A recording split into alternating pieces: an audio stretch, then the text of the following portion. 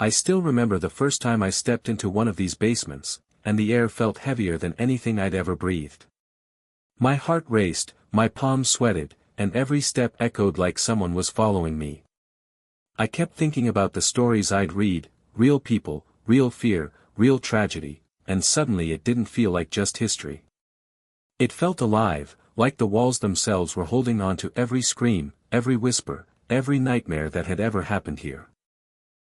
Tonight, I'm taking you inside 5 basements where horror isn't imagined, it's recorded, and it's real. If you love real haunted stories and want to explore them with me, make sure to hit that subscribe button and join the journey. 1 Villisca Axe Murder House, Iowa, USA. I still remember the moment I stepped inside the Villisca Axe Murder House. The house looked quiet from the outside, almost ordinary, but there was a strange heaviness in the air that I couldn't explain. As I walked through the rooms, every floorboard creaked softly, and it felt like the house was listening to me. I knew the history before coming here, and that knowledge never left my mind for even a second. When I reached the basement door, I hesitated. The stairs going down were narrow and steep, and the light above felt weak, like it didn't want to go any further. I took a deep breath and stepped down slowly. The air changed immediately. It felt colder, thicker, and harder to breathe. I remember thinking that this was the same basement connected to one of the most disturbing murder cases in American history, where 8 people were killed in 1912 while they slept upstairs. As I stood there, my mind kept replaying what investigators had reported over the years. People claimed to hear footsteps in the basement when no one else was inside. Some said they felt sudden pressure on their chest, while others talked about the feeling of being watched. Standing there myself, I didn't see anything, but I couldn't shake the feeling that I wasn't alone. My thoughts were racing, and my heart was beating much faster than it should have. I noticed how silent the basement was, yet it didn't feel peaceful. It felt tense, like something had happened there and the space had never forgotten it. I tried to focus on the facts, reminding myself that this was a real crime scene, a real house, and real people lost their lives here. That alone was enough to make the atmosphere unsettling without adding anything supernatural to it. Then something strange happened. I heard a soft sound, like a movement above me, even though I knew no one else was in the house at that moment. It wasn't loud, but it was clear enough to make me stop breathing for a second. I stood completely still, listening, hoping it was just the house settling. The sound didn't repeat, but the fear stayed with me. As I walked back up the stairs, I felt a sense of relief mixed with sadness. This wasn't just a haunted house people talk about for entertainment. It was a place where a real tragedy occurred, and the basement felt like it carried that weight. Even today, many investigators say no clear explanation has ever been found for some of the experiences reported here. When I finally stepped outside, the air felt lighter. But the feeling from that basement followed me for a long time. It wasn't terror in the usual sense. It was the deep discomfort of standing in a place where something terrible truly happened, and realizing that some places never really let go of their past. 2 The Sally House, Atchison, Kansas, USA. I still remember the first night I spent inside the Sally House in Atchison, Kansas. From the outside, it looked like a normal old home, the kind you would pass without a second thought. But the moment I stepped inside, I felt uneasy, like I had walked into a place that didn't want visitors. The air felt heavy, and the silence was uncomfortable, not calm. I knew the history before coming here. This house is linked to stories about a young girl named Sally and years of reported paranormal activity. Many families who lived here spoke about strange events, especially coming from the basement. Keeping that in mind, I tried to stay calm and remind myself that everything connected to this house was based on real reports and real experiences, not fiction. As I slowly made my way toward the basement, my thoughts became louder than my footsteps. The stairs creaked with every step, and the light behind me felt weaker the further I went down. The temperature dropped noticeably. It wasn't dramatic, but it was enough to make me pull my jacket tighter. I remember thinking how many people before me had stood in the same spot and felt the same fear. Standing in the basement, I felt an intense pressure in my chest. It was hard to explain, but it felt emotional rather than physical, like sudden sadness mixed with fear. Investigators over the years have reported scratches, sudden anger, and overwhelming emotions in this basement. I didn't see anything with my eyes, but my body reacted in a way I couldn't control. My hands were shaking, and my thoughts felt scattered. At one point, I heard what sounded like a quiet movement near the corner of the room. It wasn't loud, but it was clear enough to make my heart race. I stood still, listening closely, trying to find a logical reason. The house was old, and old houses make noises, but in that moment, logic felt far away. I could understand why so many people left this house feeling disturbed rather than scared. The longer I stayed, the stronger the emotional weight became. It felt like the basement held on to every experience, every fear, and every story told about it. I kept reminding myself that these were reported experiences from real people over many years, and that thought alone made it harder to ignore what I was feeling. When I finally walked back upstairs, I felt drained, both mentally and emotionally. Stepping outside felt like waking up from a bad dream. The Sally house didn't leave me with clear answers, but it left me with a deep understanding of why it is considered one of the most disturbing haunted homes in America. What stayed with me most wasn't what I saw, but what I felt, and that feeling was very real. 3. The Whaley House, San Diego, California, USA. I remember standing in front of the Whaley House in San Diego and thinking how calm it looked for a place with such a heavy reputation. Tourists were nearby, laughing and taking photos, but the moment I stepped inside, that outside world felt far away. The house felt older on the inside, not just in age but in feeling, like it was carrying memories it never shared fully. I had read about the Whaley House before visiting.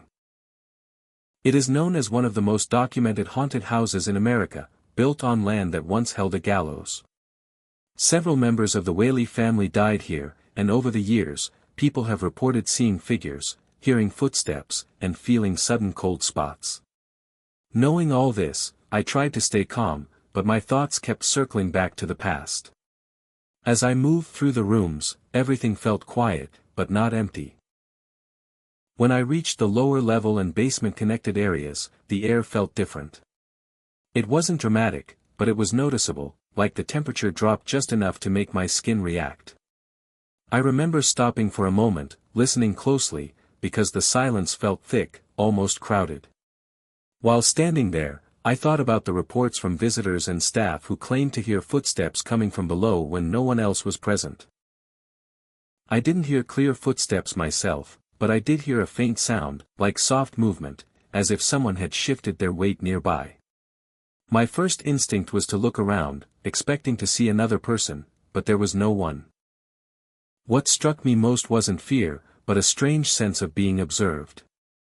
It wasn't visual, more like a strong awareness. My thoughts became slower, and I felt unusually emotional for no clear reason. Investigators have said that people often report sudden mood changes inside this house, especially in the lower areas, and in that moment, I understood why. I kept reminding myself that this was a real historic house, tied to real deaths and real events. Even without believing every paranormal claim, the weight of that history was enough to make the experience unsettling. The basement felt like it absorbed those emotions and quietly held on to them. When I finally walked back toward the exit, I felt relief mixed with curiosity. Nothing dramatic had happened, but something stayed with me. Outside, the noise of the city returned instantly, and the house looked normal again. But the feeling I carried from inside didn't fade so easily. The Whaley House didn't convince me with proof or clear signs.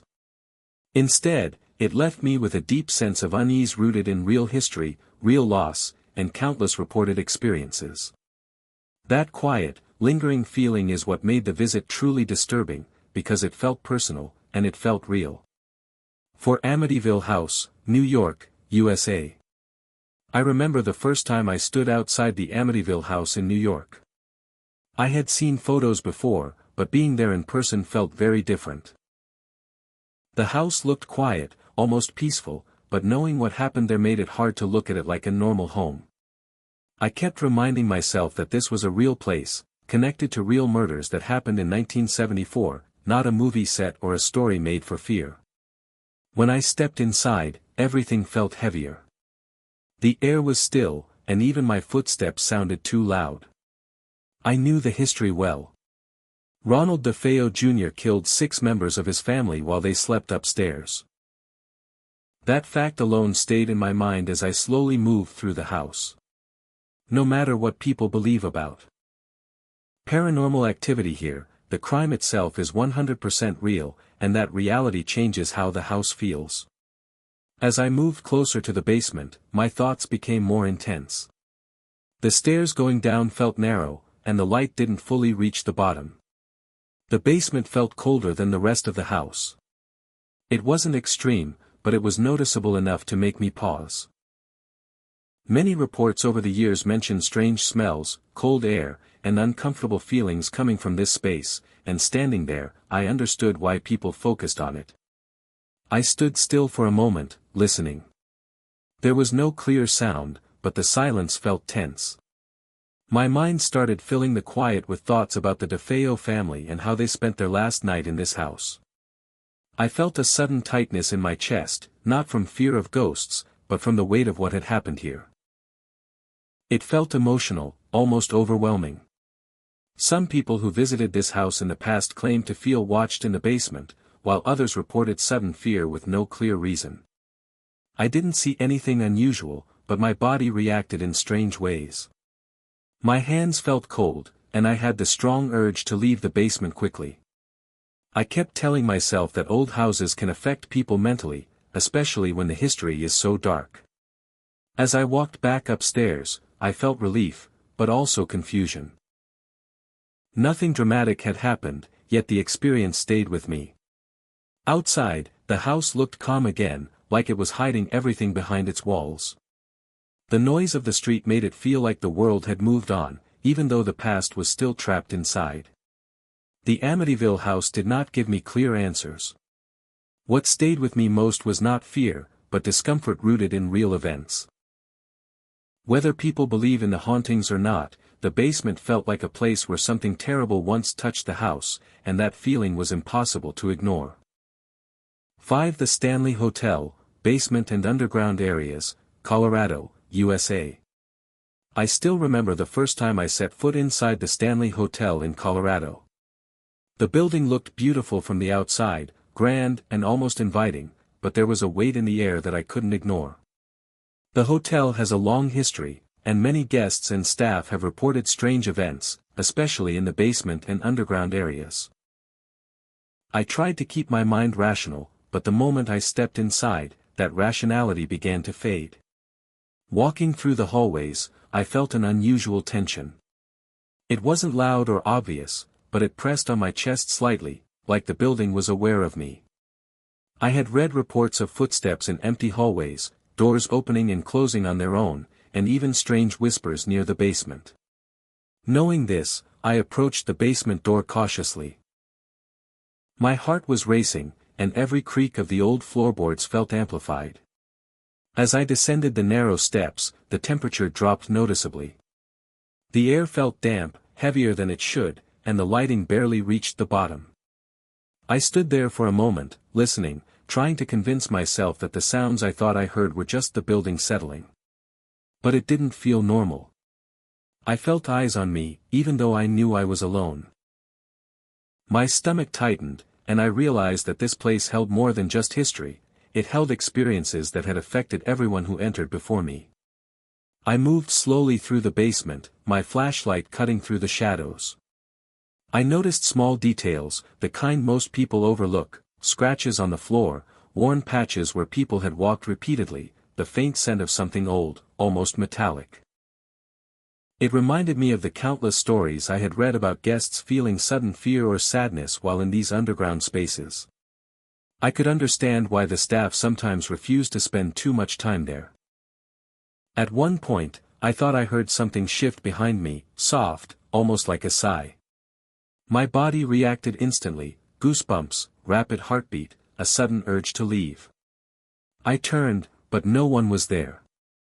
I took a deep breath and reminded myself that the experiences people had reported were real, even if the exact explanation wasn't. That thought didn't calm me entirely, but it helped me keep moving forward. By the time I climbed back up to the main floor, I felt a mix of relief and lingering unease. The Stanley Hotel had not shown me anything outright terrifying, but it left me with a sense that this basement had absorbed years of emotion, fear, and unknown activity. Even after leaving, the feeling stayed with me, a quiet, heavy awareness that some places never truly release the energy left behind. Walking out into the daylight, I realized that the hotel's reputation wasn't built on fiction. It was built on the real experiences of people who had been there before me, and that reality was enough to make the place unforgettable.